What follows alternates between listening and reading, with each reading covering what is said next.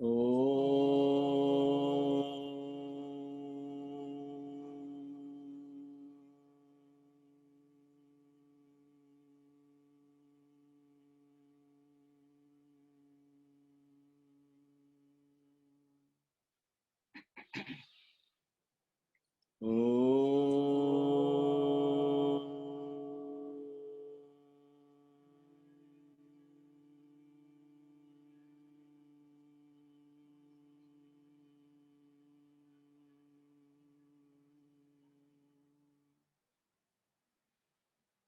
मेरे पीछे इस प्रार्थना को रिपीट करिए।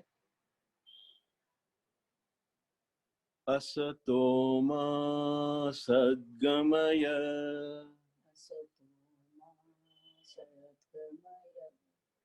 तमसो मा ज्योतिर्गमय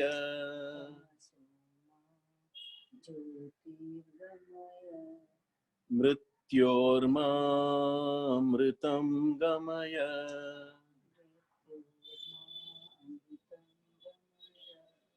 ओम शांति शांति शांति। शांति शांति शांति। अब आंखें खोलिए। फ्रेंड्स, आज का सेशन है सक्सेस रेसिपी।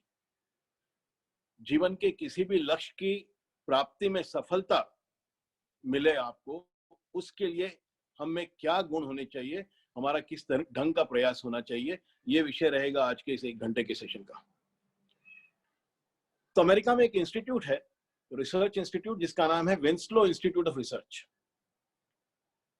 इन्होंने सैकड़ों सफल व्यक्ति चुने, सक्सेसफुल व्यक्ति चुने संसार में, और उन सब पर रिसर्च की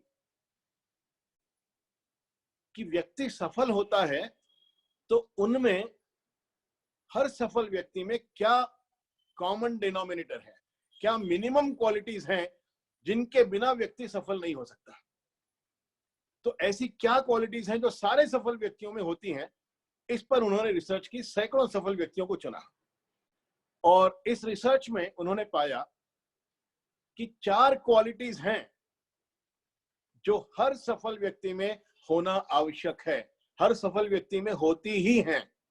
इन क्वालिटीज के बिना, इन गुणों के बिना व्यक्ति सफल नहीं हो सकता। तो ये 4 क्वालिटीज उन्होंने अपने मॉडल में दी, सक्सेस रेसिपी के नाम से।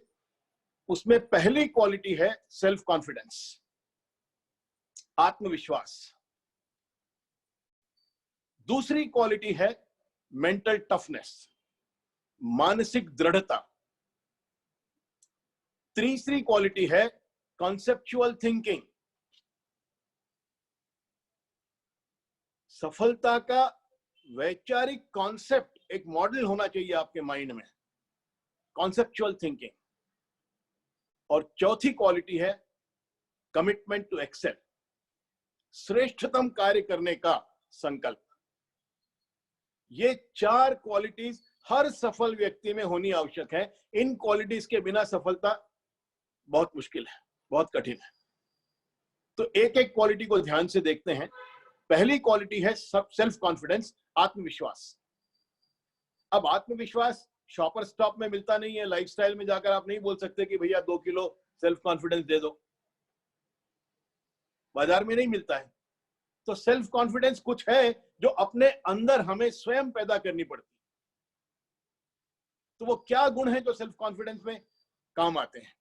सेल्फ कॉन्फिडेंस एक स्टूल की तरह है जिसमें 3 पांव हैं।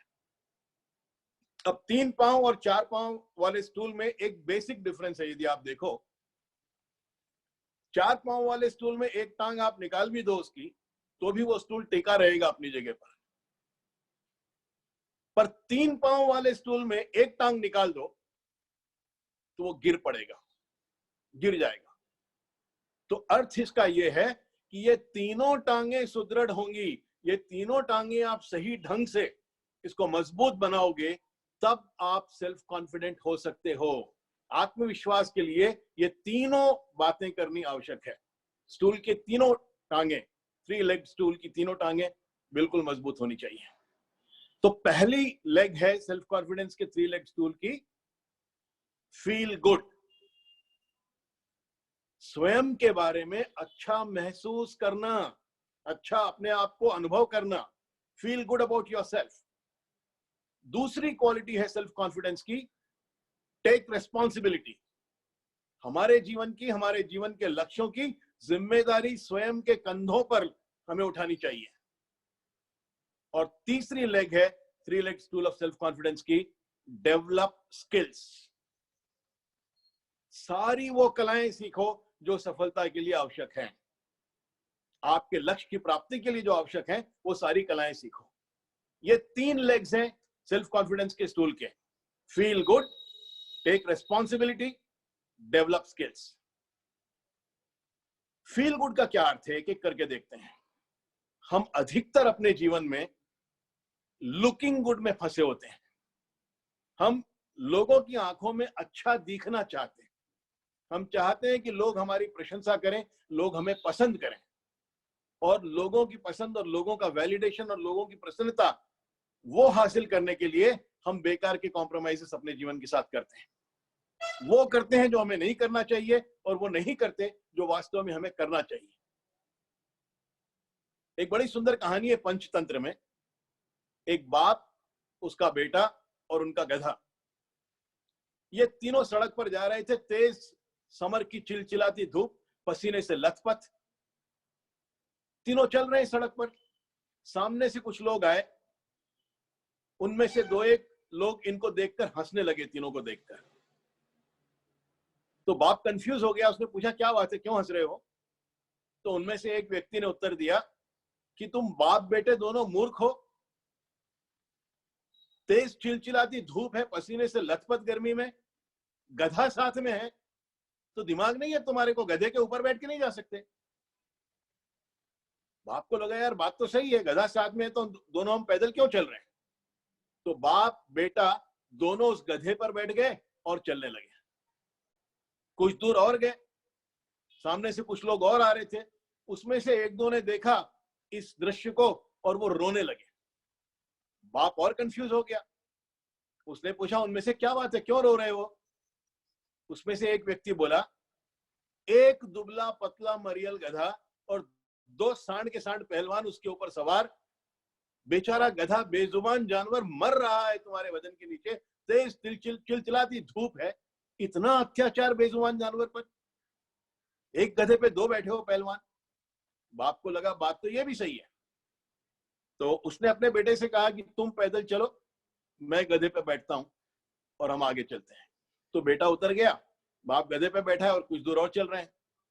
सामने से कुछ और लोग आए, उसमें से भी 2-1 रोने लगे इनको देखकर। बाप तो अटरली कंफ्यूज हो गया, उसने पूछा क्या बात है, अब क्यों रो रहे हो आप लोग?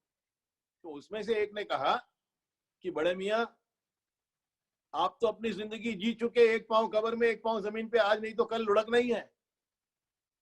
15 साल का फूल जैसा मासूम बच्चा, पसीने से लथपथ, चेहरा लाल है धूप में, उसको पैदल चलाओगे और आप आराम से गधे पे जाओगे? थोड़ा भी प्रेम नहीं है बच्चे के लिए मन में? तो बाप को लगा बात तो ये भी सही कह रहा है। तो उसने बच्चे से कहा तुम गधे पे बैठो, मैं पैदल चलता हूं। तो बच्चा गधे पे बैठ गया, बाप पैदल चल रहा है। कुछ दूर और गए, सामने से 2-1 लोग और आ रहे थे, वो भी इसको देख के रोने लगे। बेटा कंफ्यूज हो गया, उसने पूछा क्या बात है, क्यों रो रहे हो? तो उसमें से एक ने उत्तर दिया, कलयुग आ गया, बच्चों के मन में थोड़ा भी सम्मान नहीं है बड़ों के लिए। बूढ़ा बाप बेचारा पैदल चल रहा है तेज चिलचिलाती धूप में, पसीने से लथपथ, और तुम बेशरम नालायक औलाद अकेले बैठ के गधे पे मजे से जा रहे हो। थोड़ा भी सम्मान नहीं है बूढ़े बाप के लिए मन में। तो बेटे को लगा ये बात भी सही है, तो वो भी गधे से उतर गया। अब सारे चॉइसेस एग्जॉस्ट हो गए, एक ही चॉइस बचा। बाप ने 2 टांग पकड़ी गधे की, बेटे ने 2 टांग पकड़ी गधे की, और दोनों ने मिलकर गधे को अपने कंधों पर बिठा लिया और चलने लगे। सामने से 10-5 लोग और आ रहे थे, उन्होंने देखा इस दृश्य को और सब के सब हंसने लगे। दोनों परेशान हो गए बाप बेटा। तो उन्होंने पूछा भैया क्या बात है, क्यों हंस रहे हो? और उसमें से एक ने उत्तर दिया कि ऐसा सुंदर दृश्य तो जीवन में पहली बार देखा। 2 गधे तीसरे गधे को उठा के चल रहे हैं। लोगों का काम है कहना, आप कुछ भी करोगे जीवन में तो कुछ ना कुछ तो लोग कहेंगे। यदि आप लोग क्या कहेंगे इसकी चिंता में आपको जो करना है वो नहीं करोगे, तब सेल्फ कॉन्फिडेंस आ ही नहीं सकती, क्योंकि तब आपको कैसे जीवन जीना है ये आप तय नहीं कर रहे हो, लोग तय कर रहे हैं। उनको जो अच्छा लगेगा वो आप करोगे। हम सब लुकिंग गुड में फंसे हैं, और लुकिंग गुड से बहुत अधिक महत्वपूर्ण है फीलिंग गुड। जो जीवन का लक्ष्य आपने तय किया है उसके बारे में आपको अच्छा महसूस होना चाहिए। उस लक्ष्य की प्राप्ति में आप जो प्रयास कर रहे हो उसके बारे में आपको अच्छा महसूस होना चाहिए। If you don't feel good about your goals, if you don't feel good about trying to reach your goals, you will never do what is right. आप बहुत मोटे हो, 10 किलो वजन कम करना है, और आपने तय किया कि सुबह 6 बजे 5 किलोमीटर आप चलोगे, और पहले दिन आप अलार्म लगा के उठे और तैयार हुए बाहर चलने के लिए, और एकाएक मन में आवाज उठी, इतना मोटा थुलथुल आदमी सुबह सुबह सड़क पे दौड़ेगा, लोग क्या कहेंगे? और आप बाहर दौड़ने नहीं जाओगे, आप घर में बैठे रहोगे। We must feel good about our goals. We must feel good about making an attempt to reach our goals. लोग तो कहेंगे ही, आप कुछ नहीं करोगे तो भी कहेंगे, कुछ करोगे तो भी कहेंगे। एक और सुंदर कहानी याद आ गई मुझे। एक मछुआरे ने समुद्र से बहुत सी मछलियां पकड़ी और बाजार में गया बेचने के लिए मछलियां। एक दुकान ली, उसके सामने एक टेबल लगाया, मछलियों का ढेर लगा दिया टेबल पे, और दुकान के ऊपर एक बोर्ड था, उसके ऊपर 4 अक्षर लिखे, 4 शब्द लिखे, फ्रेश फिश सोल्ड हियर। 4 शब्द लिखे, फ्रेश फिश सोल्ड हियर। और दुकान पे सामने टेबल पे मछलियों का ढेर है और वो बैठा है पीछे। एक ग्राहक आया उसकी दुकान में, उसने बोर्ड को देखा, मछलियों के ढेर को देखा, हंसने लगा। तो दुकानदार ने पूछा, क्या बात है, क्यों हंस रहे हो? तो ग्राहक बोला, ये तो सबको दिख रहा है कि मछली फ्रेश है, तो फ्रेश लिखने की आवश्यकता क्या है? कोई अंधा थोड़ी है, ग्राहक दिखता है ना उसको फ्रेश है। बेकार शब्द लिखा है, फ्रेश निकाल दो, किसी काम का नहीं है। तो उसको लगा बात तो सही है ग्राहक की, तो उसने फ्रेश शब्द मिटा दिया। अब 3 शब्द बचे बोर्ड पर, फिश सोल्ड हियर। एक और कस्टमर आया दुकान पर, उसने भी बोर्ड को देखा, मछलियों को देखा, वो भी हंसने लगा। दुकानदार ने फिर पूछा, क्या बात है, क्यों हंस रहे हो? उसने कहा, भैया बाजार में दुकान लगा के बैठे हो तो मछली बेचोगे ही ना, डोनेशन तो नहीं देने वाले हो, चैरिटी के लिए तो नहीं बैठे हो, बेचने के लिए बैठे हो ना दुकान लगाकर, तो सोल्ड क्यों लिखा है? सोल्ड शब्द का कोई अर्थ नहीं है। इसको लगा बात तो सही है, बेचने के लिए बैठा हूं तो सोल्ड क्यों लिखा है? तो इसने सोल्ड मिटा दिया बोर्ड पर से। अब केवल 2 शब्द बच गए, फिश हियर। एक और तीसरा कस्टमर आया, उसने भी देखा बोर्ड को, उसने भी देखा मछलियों के ढेर को, वो भी हंसने लगा। दुकानदार तो बिल्कुल कंफ्यूज हो गया, उसने पूछा, क्या बात है, क्यों हंस रहे हो आप?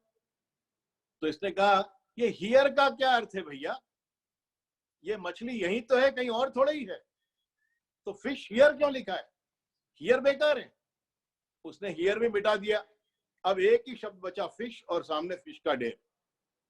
एक और कस्टमर आया, उसने भी बोर्ड को देखा, उसने भी मछलियों को देखा, वो भी जोर से हंसने लगा। दुकानदार अटरली कंफ्यूज, उसने पूछा, क्या बात है, क्यों हंस रहे हो? और उस कस्टमर ने कहा,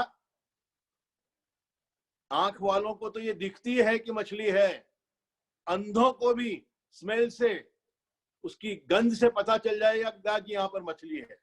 तो जब मछली रखी है और दिखती है मछली है, तो फिश ऊपर लिखने का क्या अर्थ है? तो उसने वर्ड फिश भी मिटा दिया। अब ब्लैंक बोर्ड और मछलियों का ढेर। एक और कस्टमर आया, उसने ब्लैंक बोर्ड को देखा, मछलियों के ढेर को देखा, हंसने लगा। दुकानदार ने कहा, क्या बात है, क्यों हंस रहे हो? और इस व्यक्ति ने कहा, इस कस्टमर ने कहा, कैसे मूर्ख हो, दुकान खोल के बैठे हो, टेबल पे मछलियां ढेर लगा के रखी हैं, ऊपर एक बोर्ड है और उस बोर्ड पे तुम कुछ लिखते नहीं हो कि क्या कर रहे हो दुकान में, मछली बेच रहे हो कि मछली खरीद रहे हो, कर क्या रहे हो? बोर्ड खाली क्यों रखा है? कुछ तो लिखो उस पर। लोगों का काम है कहना। आप जो भी करोगे, जैसे भी करोगे, एक्सपर्ट कमेंट्स बहुत है लोगों के पास देने के लिए, और वो देंगे।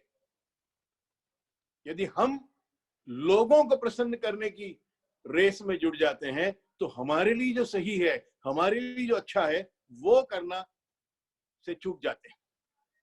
इसलिए feeling good is far more important than looking good. और ये पहला लेग है 3 leg stool of self confidence का। आत्मविश्वास के लिए आवश्यक है कि आप अपने जीवन के लक्ष्यों के बारे में अच्छा महसूस करें, उनके प्राप्ति के लिए जो प्रयास कर रहे हैं उस प्रयास के बारे में अच्छा महसूस करें। दूसरा लेग है टेक रिस्पॉन्सिबिलिटी। आपके जीवन की जिम्मेदारी आपकी है, आपके गोल्स की, आपके लक्ष्यों की जिम्मेदारी आपकी है, इसके लिए कोई दूसरा जिम्मेदार नहीं है। पर हम अधिकतर अपनी सफलता के लिए दूसरों को जिम्मेदार ठहराते हैं, अपनी असफलता के लिए दूसरों को ब्लेम करते हैं। किसी से भी पूछ लो, कोई फेल हो गया अपने लक्ष्य की प्राप्ति में, और पूछो उससे कि क्या बात है, क्यों फेल हो गए तुम, और वो कहेगा मैंने उससे सहायता की अपील की, उसने नहीं की, इसलिए मैं फेल हो गया। मुझे ये सब जुटाना था अपने लक्ष्यों की प्राप्ति के लिए सामान, और ये मैं जुटा नहीं पाया, इसलिए मैं फेल हो गया। उसको पूछा था हेल्प करने के लिए, उसको पूछा था, बैंक को मैंने एप्लीकेशन दिया था कर्ज लेने के लिए और उन्होंने दिया नहीं, इसलिए मैं फेल हो गया। अरे आपने एक से पूछा और उसने आपकी सहायता नहीं की तो दूसरे से पूछते, वो भी नहीं करता तो तीसरे से पूछते, चौथे से पूछते, 5वें से, 10वें से, 20वें से पूछते।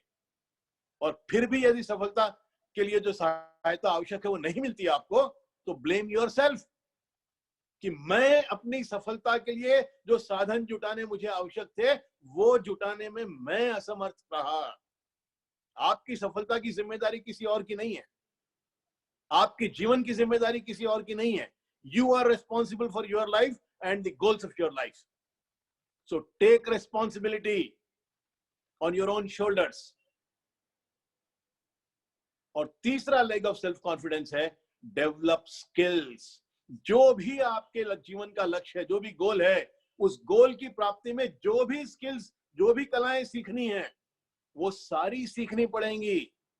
यदि आपके जीवन का लक्ष्य है कि आप बहुत अच्छा पब्लिक स्पीकर बनना चाहते हो, तो फिर पब्लिक स्पीकिंग की सारी स्किल्स सीखनी पड़ेंगी कि स्टेज पे खड़े कैसे रहना है, बॉडी लैंग्वेज क्या होगी, वॉइस मॉड्यूलेशन, टोनालिटी, क्या कंटेंट, कैसे स्पीच बिल्ड करोगे, पेस, पॉज, पिच, पंक्चुएशन, ये सब सीखना पड़ेगा। और जब आप सीख लेते हो वो सारी कलाएं जो आपके जीवन के लक्ष्यों की प्राप्ति के लिए आवश्यक हैं, तब आप में सेल्फ कॉन्फिडेंस जागती है। ये 3 काम जब आप कर लेते हो, feel good about yourself and your goals, take responsibility of your goals and your life on your own shoulders, and develop the necessary skills that are required to learn for reaching that goal. ये तीनों काम जब आप कर लेते हो, तब आप सफल होने के लिए तैयार हो जाते हो। आप में आत्मविश्वास जागता है। आत्मविश्वास कोई रेडी चीज नहीं है, इसके लिए स्वयं को तैयार करना पड़ता है। और ये पहली क्वालिटी है हर सफल व्यक्ति के जीवन में, आत्मविश्वास। दूसरी क्वालिटी है मेंटल टफनेस, मानसिक दृढ़ता। क्योंकि जब आप सफलता के लिए प्रयास करना आरंभ करोगे तो ऐसा तो होने वाला है नहीं कि पहली बार आपने प्रयास शुरू किया और विजयश्री माला लेकर खड़ी है आपके गले में सफलता की माला डालने के लिए। ऐसा नहीं होगा। आप असफल होंगे, कई बार असफल होंगे, और आपको अपनी हर असफलता से सीखना चाहिए।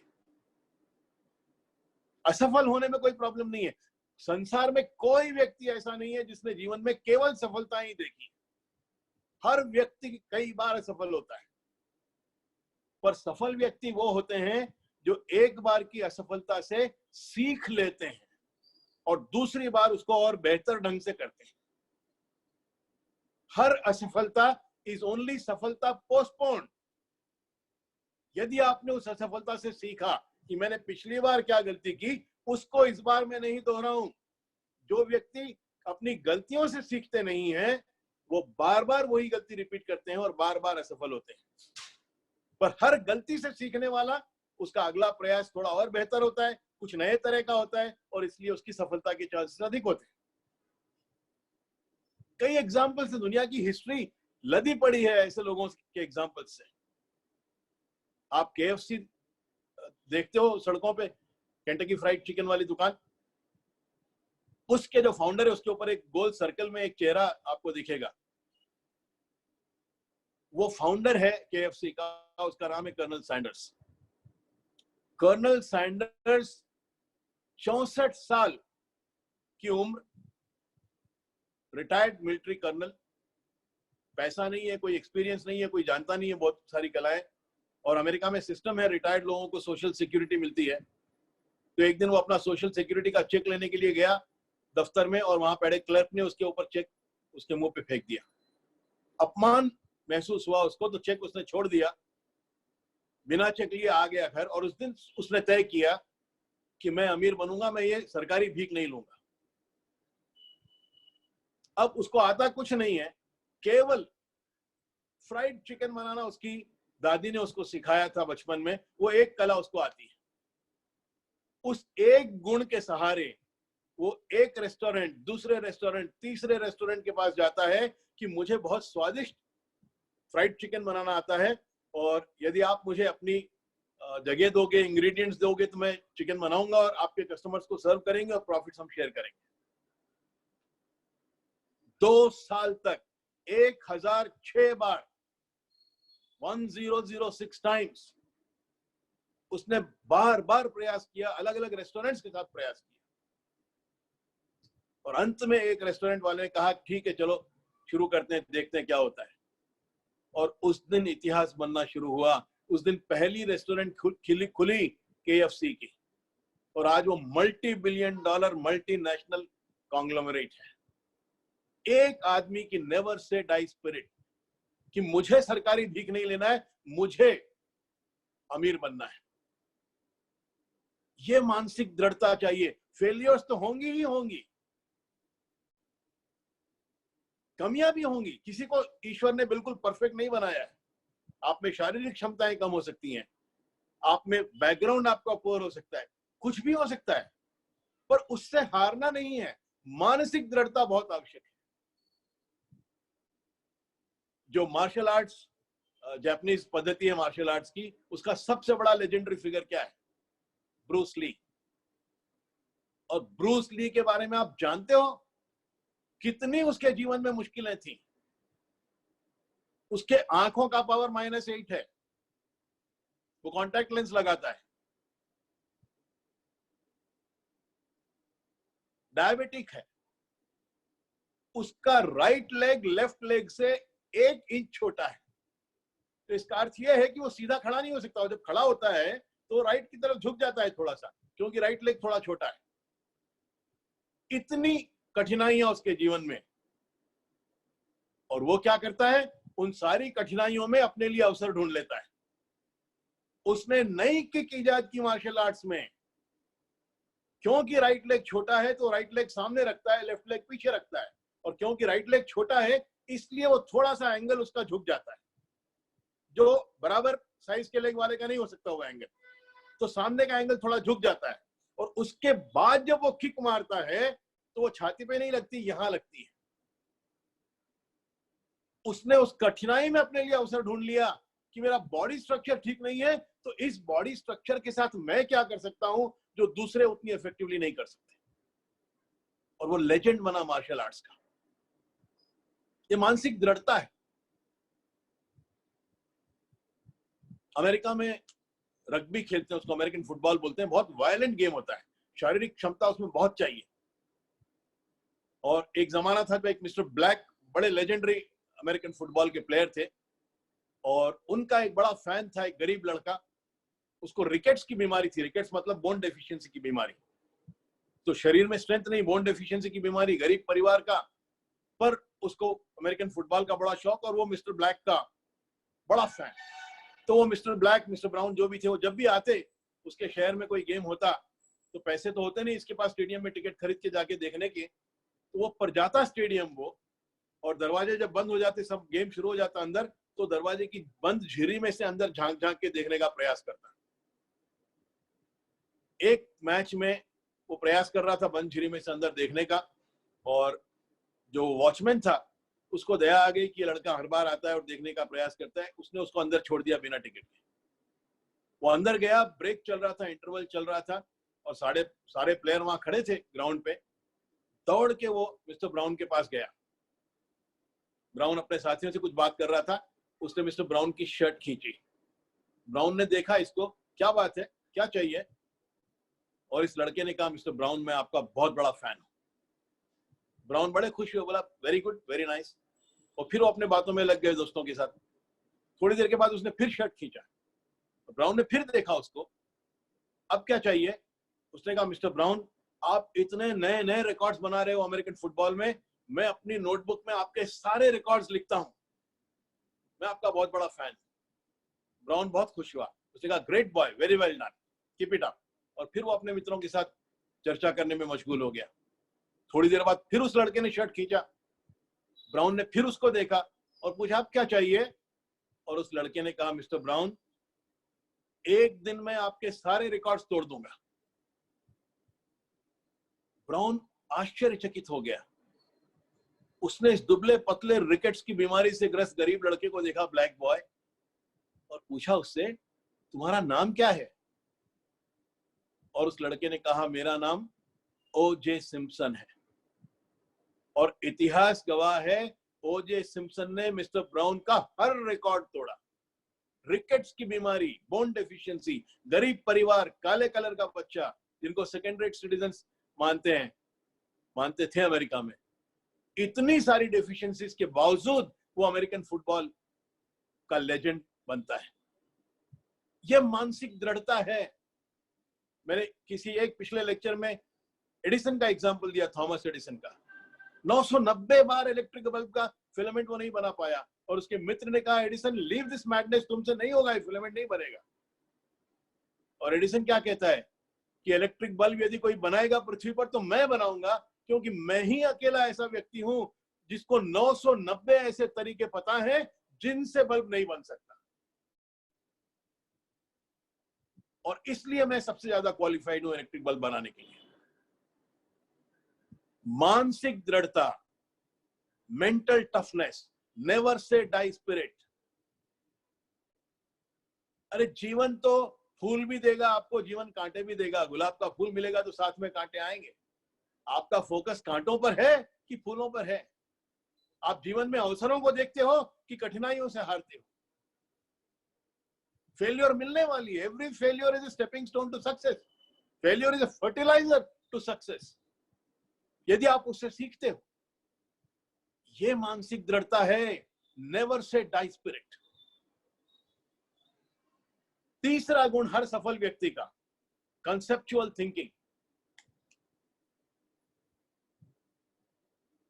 जब आप जीवन का कोई लक्ष्य निर्धारित करो तो आपके मन में उस लक्ष्य का एक कॉन्सेप्ट होना चाहिए कि कैसे अभी से शुरू कर आप अपने लक्ष्य तक इतने दिन में कैसे पहुंचोगे।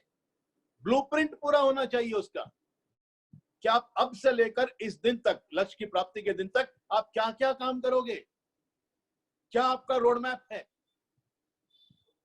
और मैंने इस रोड मैप का बहुत सुंदर आपको एक्सप्लेनेशन दिया था पुरुषार्थ वर्सेस प्रारब्ध वाले टॉक में, कि आपको 100% प्रायश्चित करना है अपनी पुरानी गलतियों के लिए, ताकि वो बाधा नहीं बने आपके आगामी जीवन में।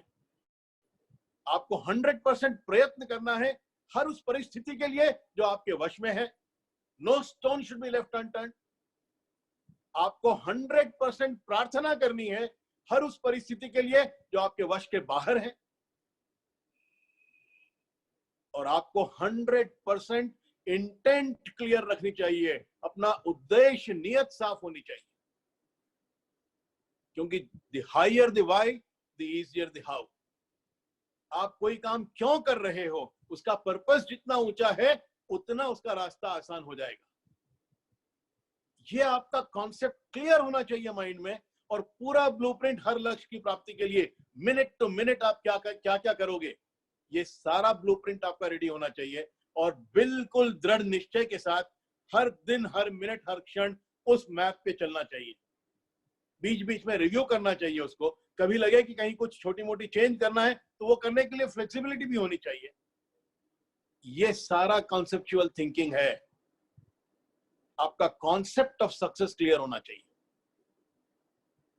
और चौथा गुण हर सफल व्यक्ति का है कमिटमेंट टू एक्सेल, श्रेष्ठतम कार्य करने का संकल्प। जापानीज मैनेजमेंट का एक सबसे महत्वपूर्ण सिद्धांत अगर उनका कोई है तो सिद्धांत का नाम है काइजन।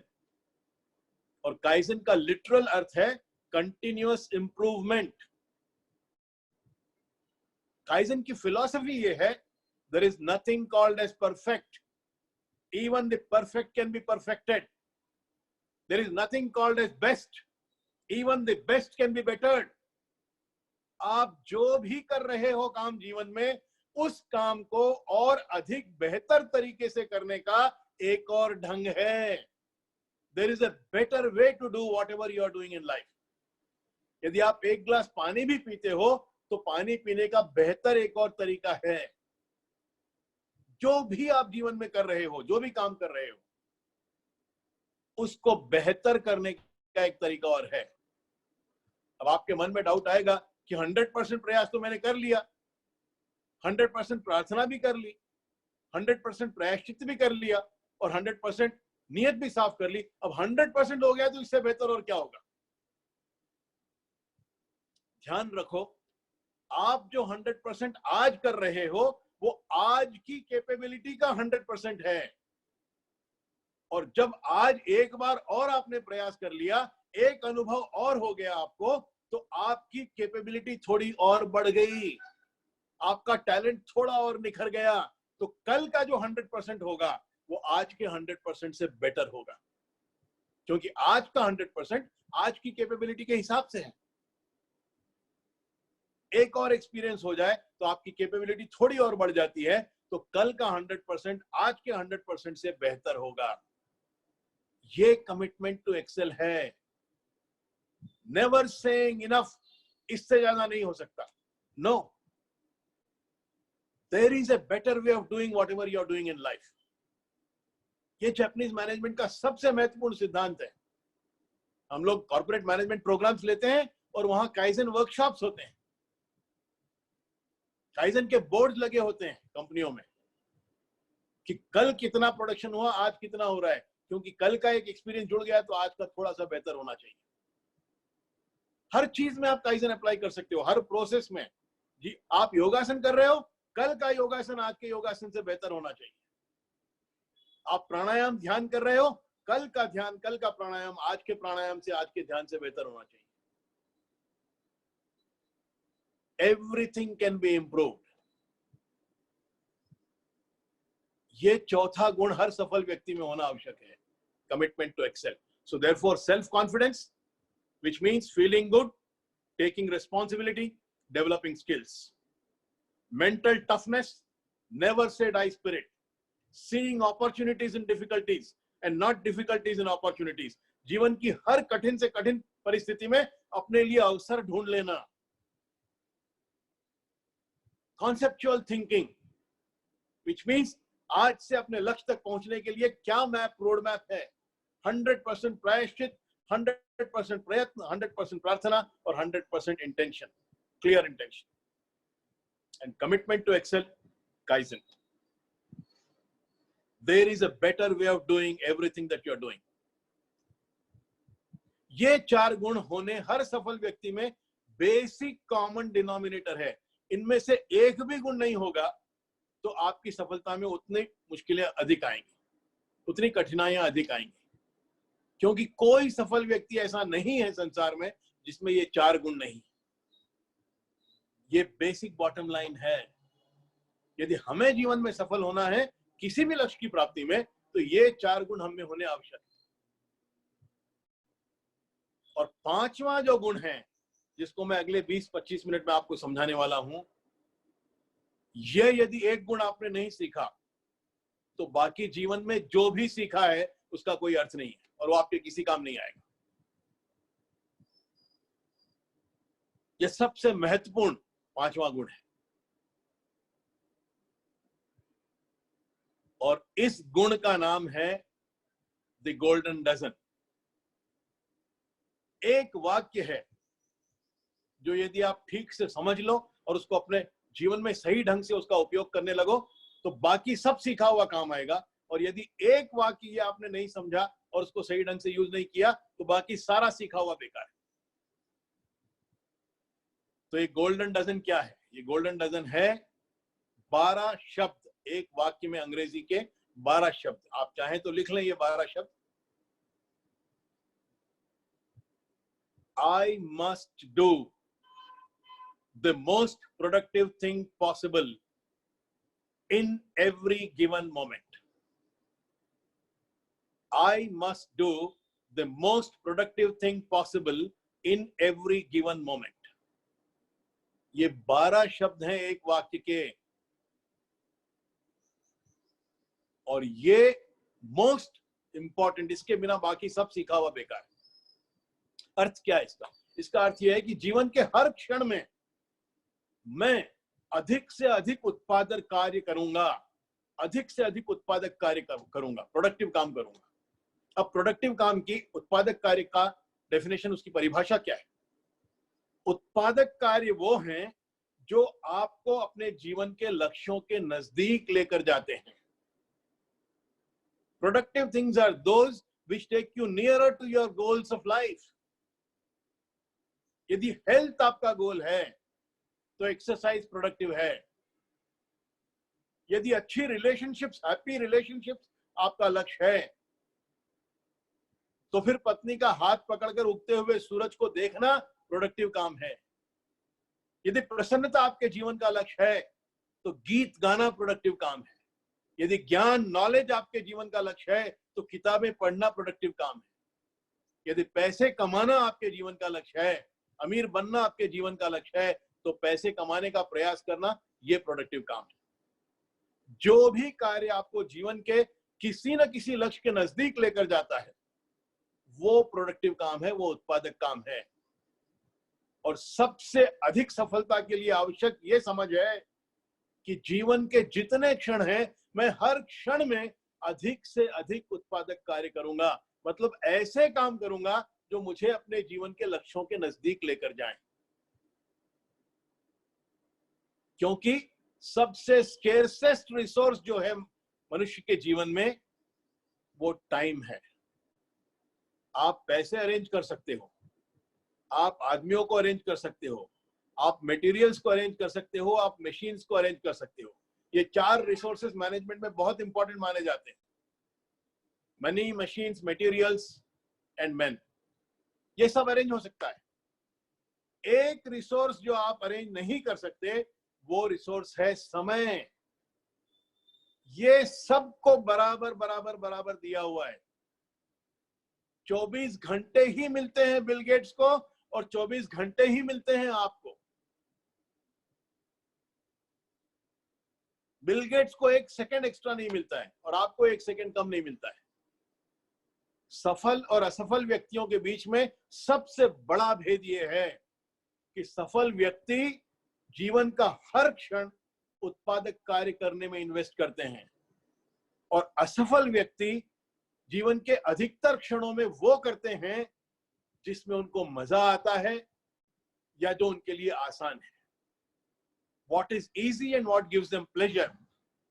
असफल व्यक्ति अपने जीवन के अधिकतर क्षण इन बातों में इन्वेस्ट करते हैं, वेस्ट करते हैं, और सफल व्यक्ति अपने जीवन के अधिकतम क्षण में वो काम करते हैं, उत्पादक कार्य, जो उनको जीवन के किसी न किसी गोल के नजदीक लेकर जाता है।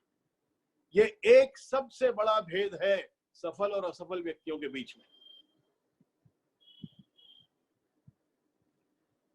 एक मैथमेटिकल इक्वेशन है सफलता की। आपके और आपकी सफलता के बीच की जो दूरी है वो केवल उन कुछ क्षणों की दूरी है जिन क्षणों में इस लक्ष्य की प्राप्ति के लिए अधिक से अधिक उत्पादक कार्य आप करोगे। बात समझ लीजिए ठीक से, mathematical equation. The distance between you and your goal is only those few moments in which you will do the most productive thing required to be done to reach that goal. यही दूरी है, ये mathematical equation है। आज आपका जो लक्ष्य है और आज आप जहां पर हो, यहां से वहां तक पहुंचने के लिए आपको अधिक से अधिक उत्पादक कार्य उन कुछ क्षणों में करने हैं जिससे आप उस लक्ष्य तक पहुंच जाओ। जो लोग अधिकतम क्षण उत्पादक कार्य में लगाते हैं वो इस लक्ष्य की दूरी को कम कर लेते हैं, और जो लोग अधिकतर क्षण अपने जीवन के जो आसान है और जिसमें मजा आता है, what is easy and what gives you pleasure, उसमें वेस्ट करते हैं, उनके और उनके लक्ष्यों के बीच की दूरी बढ़ जाती है। The distance between you and your goals is only a few moments in which you will do the most productive thing required to be done to reach that goal. ये समझ में आ जाए इक्वेशन, और फिर आप ये संकल्प कर लो कि जीवन के हर क्षण में मुझे अधिक से अधिक उत्पादक कार्य ही करना है, तब आपके और आपके लक्ष्य की दूरी कम से कम हो जाती है। और इसको करने के लिए एक बहुत सुंदर 4 स्टेप टेक्निक है, ये भी आप चाहो तो नोट कर लो, बड़ी अच्छी टेक्निक है। First step, in this moment decide what is the most productive thing to do. इस क्षण में तय करो कि आपके लिए सबसे अधिक उत्पादक कार्य क्या है। Second step, start doing it. एक बार तय कर लिया कि इस क्षण में करने के लिए सबसे उत्पादक कार्य क्या है, तो फिर एक क्षण भी वेस्ट मत करो, स्टार्ट डूइंग इट, करना शुरू करो। और जितना इसको आगे बढ़ा सकते हो इस क्षण में, उतना आगे बढ़ा दो। फिर तीसरा स्टेप है, having pushed it enough then stop. जब इस क्षण में जितना आगे बढ़ा सकते थे इस काम को, उतना बढ़ा लिया आपने आगे, अब उसके बाद रुक जाइए, क्योंकि अब इस क्षण में इसको और आगे नहीं बढ़ा सकते। इस बात को थोड़ा समझ लीजिए ठीक से। मान लो आपका ये लक्ष्य है कि 5 किलो वजन घटाना है आपको, और इसलिए आप एक्सरसाइज कर रहे हो, तो आप ये तो कर नहीं सकते कि भाई मैं अब पुशअप शुरू करूंगा, एक्सरसाइज शुरू करूंगा और 5 किलो वजन घटने के बाद ही रुकूंगा। अरे उसके बहुत पहले आप बेहोश हो जाओगे। आप आज इतना ही बढ़ा सकते हो, इतना ही एक्सरसाइज कर सकते हो, इसके बाद आपको वेट करना पड़ेगा इसको आगे बढ़ाने के लिए। अगले दिन या कुछ और चीजें और हो जाए तो उसके बाद इस बात को आप और आगे बढ़ा सकते हो। तो तीसरा स्टेप ये है कि इस क्षण में जितना आगे इसको पुश कर सकते हो उतना पुश कर दो एंड देन स्टॉप। सबसे महत्वपूर्ण चौथा स्टेप है, और वो है go back to step number 1। जितना आगे बढ़ा सकते थे बढ़ा लिया, अब रुको। चौथा स्टेप है go back to step number 1। और स्टेप नंबर 1 क्या है? इस क्षण में डिसाइड करो कि इस क्षण में करने के लिए सबसे अधिक उत्पादक कार्य क्या है। और जैसे ही डिसाइड कर लो कि क्या उत्पादक कार्य सबसे अधिक इस क्षण में है, सेकंड, स्टार्ट डूइंग इट। फिर उसको जितना पुश कर सकते हो उतना पुश करो। Having pushed it enough, then stop. Fourth step, go back to step number 1. फिर से पूछो अपने आप से कि अब इस क्षण में मेरे लिए अधिक से अधिक उत्पादक कार्य क्या है। फिर उसको करना शुरू करो। फिर जितना पुश कर सकते हो उतना पुश करो, फिर रुको and go back to step number 1। ऐसे cycle after cycle after cycle after cycle आप ये 4 स्टेप प्रोसेस जीवन के हर क्षण में अप्लाई करने लगो, तब आप जीवन के हर क्षण में अधिक से अधिक उत्पादक कार्य करोगे, और तब आपके और आपके लक्ष्य की दूरी कम से कम होगी। क्योंकि आपके और आपके लक्ष्य के बीच की दूरी केवल कुछ उन क्षणों की है जिन क्षणों में आप उस लक्ष्य की प्राप्ति के लिए अधिक से अधिक उत्पादक कार्य करोगे। अब कैसे डिसाइड करें कि इस क्षण में सबसे अधिक उत्पादक कार्य मेरे लिए क्या है? तो इसमें एक बहुत सुंदर मॉडल है स्टीवन कोवे का। स्टीवन कोवे महान मैनेजमेंट ट्रेनर, मैनेजमेंट गुरु, और उनकी सबसे प्रसिद्ध पुस्तक 7 habits of highly effective people, उनका ये मॉडल है। उस पुस्तक में से वो कहते हैं कि आपको दिन भर की पूरी जो कार्रवाई आपकी है, जो भी काम आपको करने हैं, उनको एक 4 बॉक्स मॉडल उन्होंने दिया है, 4 क्वाड्रेंट्स का मॉडल दिया है। एक पेज को आप 4 हिस्सों में, ऐसे वर्टिकली बीच में लाइन और हॉरिजॉन्टली बीच में लाइन, तो 4 आपके उसमें क्वाड्रेंट्स बन जाएंगे एक पेज में, 4 क्वाड्रेंट्स में डिवाइड कर लो। पहला क्वाड्रेंट ऊपर जो लेफ्ट में टॉप में है वो पहला क्वाड्रेंट है, वहां पे आप लिखोगे यू एंड आई, यू अंग्रेजी का अक्षर, यू एंड आई। दूसरा जो राइट साइड में है क्वाड्रेंट ऊपर, वहां लिखोगे N U and I, N U and I. नीचे लेफ्ट वाला जो तीसरा क्वाड्रेंट है, वहां लिखोगे U but N I, U but N I. और जो राइट में चौथा क्वाड्रेंट है नीचे, वहां लिखोगे N U and N I, N U and N I. अब इन अक्षरों के अर्थ आपको समझा देता हूं। जो फर्स्ट क्वाड्रेंट में आपने यू एंड आई लिखा है, उन अक्षरों का अर्थ है अर्जेंट एंड इंपॉर्टेंट। वो अर्जेंट भी है और वो इंपॉर्टेंट भी है। दूसरे बॉक्स में आपने जो लिखा है N U but I, not urgent but important, not urgent but important.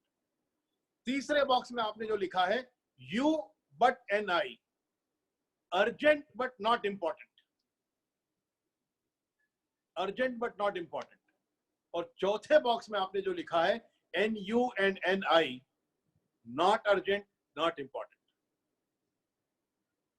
ये 4 बॉक्स हैं, urgent and important, not urgent but important, urgent but not important and not urgent not important. अब अर्जेंट और important in 2 शब्दों की परिभाषा ठीक से समझ लो। अर्जेंट का अर्थ है जो अभी इस क्षण में करना है, इसमें देरी नहीं हो सकती। टाइम इंपॉर्टेंट है, अभी का अभी करना है, अभी नहीं करोगे तो बड़ा नुकसान हो जाएगा, ये अर्जेंट है। इंपॉर्टेंट मतलब जो महत्वपूर्ण है, जिनका आपके जीवन में महत्व है, वो इंपॉर्टेंट है। तो पहले बॉक्स में अर्जेंट और इंपॉर्टेंट, ऐसे काम जो अर्जेंट भी है और इंपॉर्टेंट भी है। ऐसे क्या काम होंगे? फैक्ट्री में आग लग गई, अर्जेंट भी है इंपॉर्टेंट भी है, रात के 2:30 बजे हैं तो आपको भागना है। एक्सीडेंट हो गया, अर्जेंट भी है इंपॉर्टेंट भी है। इनकम टैक्स की रेड हो गई, अर्जेंट भी है इंपॉर्टेंट भी है। कोर्ट में आज की डेट है 11 बजे की और कोर्ट ने कह दिया है अगली डेट नहीं मिलेगी, अर्जेंट भी है और इंपॉर्टेंट भी है। ये सब फायर फाइटिंग वाले काम है, मतलब वो काम जो अभी करना आवश्यक है और बहुत महत्वपूर्ण है, इनको अभी करना, अर्जेंट भी है और इंपॉर्टेंट भी है। ये फायर फाइटिंग है जीवन की। और सही मैनेजमेंट का गुण ये है कि किसी काम को इस बॉक्स में आने ही नहीं देना चाहिए, सिवाय एक्सीडेंट्स के। एक्सीडेंट हो जाए, कोई इमरजेंसी आ जाए, वैसे ही काम होने चाहिए। आपकी नेग्लेक्ट करने की वजह से वहां कोई काम नहीं पहुंचना चाहिए फर्स्ट बॉक्स में। और अधिकतर होता यह है कि सेकंड बॉक्स को नेग्लेक्ट करने की वजह से वो काम फर्स्ट बॉक्स में पहुंच जाते हैं। सेकंड बॉक्स क्या है? Not urgent but important. अभी करना आवश्यक नहीं है पर इंपॉर्टेंट है, महत्व है। एक्सरसाइज अर्जेंट नहीं है, एक दिन एक्सरसाइज नहीं करोगे तो शाम को 8 बजे हार्ट अटैक नहीं आ जाएगा। पर 2 दिन नहीं करोगे, 2 महीने नहीं करोगे, 2 साल नहीं करोगे, 5 साल नहीं करोगे, 8 साल नहीं करोगे, एक दिन हार्ट अटैक आ जाएगा और उस दिन वो इंपॉर्टेंट अर्जेंट बन गया और उस दिन आपको हॉस्पिटल में सब छोड़ के जाना पड़ेगा।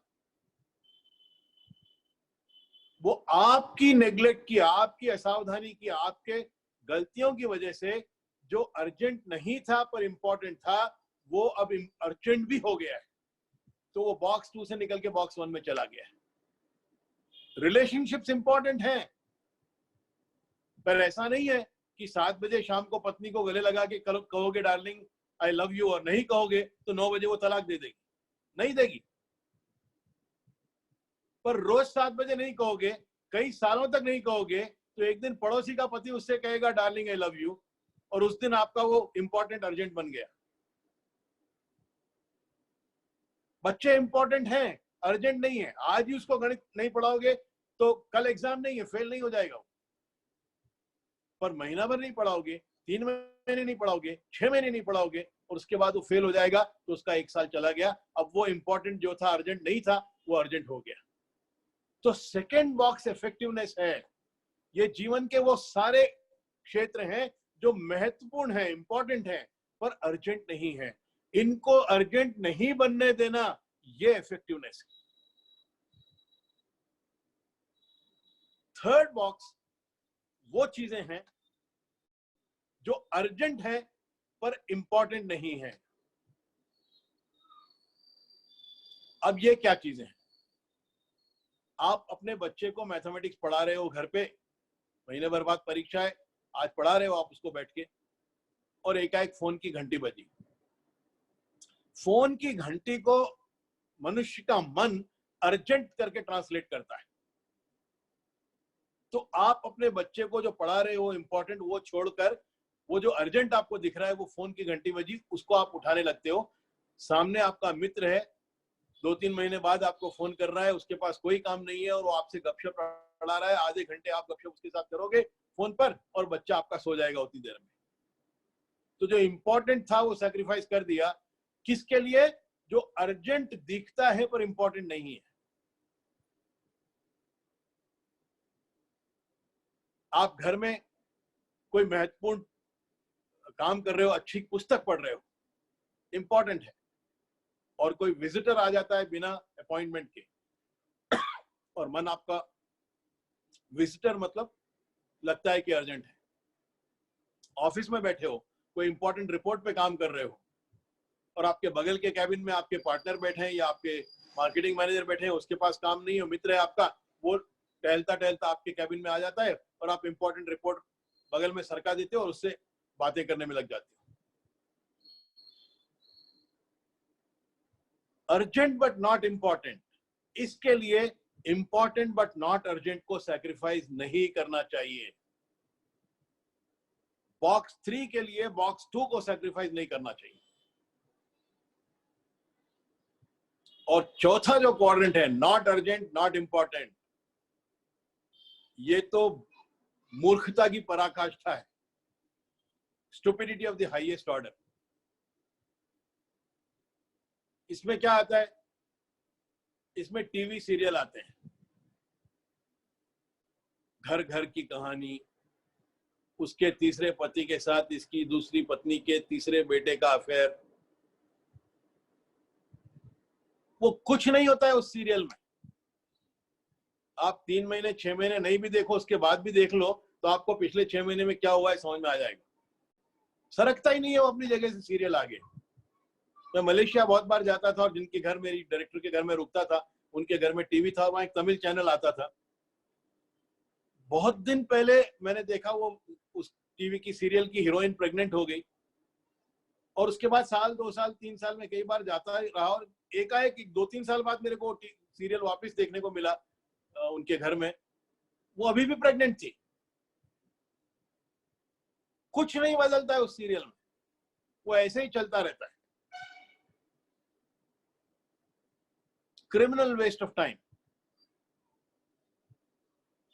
जो 24/7 न्यूज, वही न्यूज रिपीट कर करके उस पे डिबेट, उस पे इसकी ओपिनियन, उस पे उसका राय, उसमें अल्टीमेटली एक बार देख लिया आपने घंटे भर में, 1.5 घंटे में, तो और 24 घंटे क्या देखना है?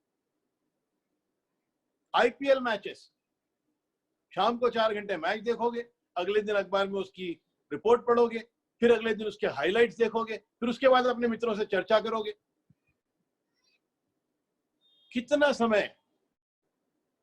मैं ये नहीं कह रहा हूं कि आपको बॉक्स 4 या बॉक्स 3 के काम नहीं करने चाहिए, कि जो अर्जेंट बट नॉट इंपॉर्टेंट है नहीं करना चाहिए, नॉट अर्जेंट नॉट इंपॉर्टेंट नहीं करना चाहिए, ये मैं नहीं कर रहा हूं।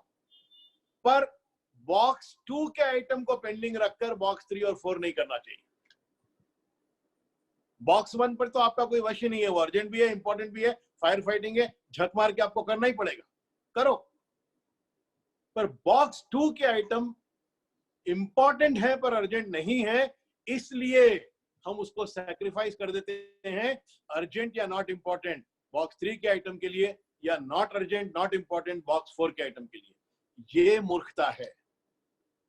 बॉक्स 2 के आइटम पूरे कंप्लीट करने के बाद यदि आपके पास समय बचे तो फिर बॉक्स 3 और बॉक्स 4 के आइटम पर आप समय लगाओ, उसमें कोई प्रॉब्लम नहीं है, पर उनको पेंडिंग रख के बॉक्स 3 और बॉक्स 4 पर समय मत लगाओ।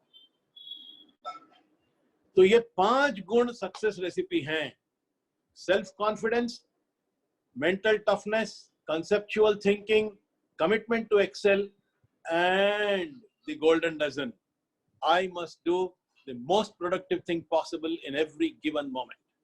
उसका 4-step मेथड और प्रायोरिटाइजेशन का 4 क्वाड्रेंट मेथड, ये हम अप्लाई कर लें अपने जीवन में, तब आपको सफलता के लिए जो बेसिक अपने अंदर तैयारी करनी है वो हो जाती है।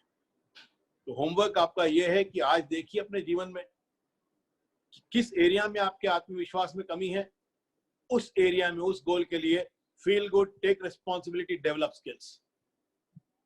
कहां आप जीवन में हार चुके हो, मन में हार गए तो जीवन में हार ही जाओगे, मन में नहीं हारे हो तो अभी हार नहीं हुई है, एक और प्रयास बाकी है, मेंटल टफनेस। और जो भी लक्ष्य आपके जीवन का, उसका ब्लूप्रिंट क्या है, उसके लिए 100% प्रायश्चित, 100% प्रयत्न, 100% प्रार्थना और 100% क्लीन इंटेंशन, ये डिफाइन कर लो, एंड कमिटमेंट टू एक्सेल। और उसके बाद समय के हर क्षण में श्रेष्ठतम कार्य करने का संकल्प, हर क्षण को सही ढंग से यूज करने का संकल्प, मोस्ट प्रोडक्टिव काम करने का, मोस्ट उत्पादक काम करने का संकल्प, ये सफलता की रेसिपी है। Thank you very much. कल फिर मिलेंगे किसी और विषय पर 2:55 पर। नमस्कार।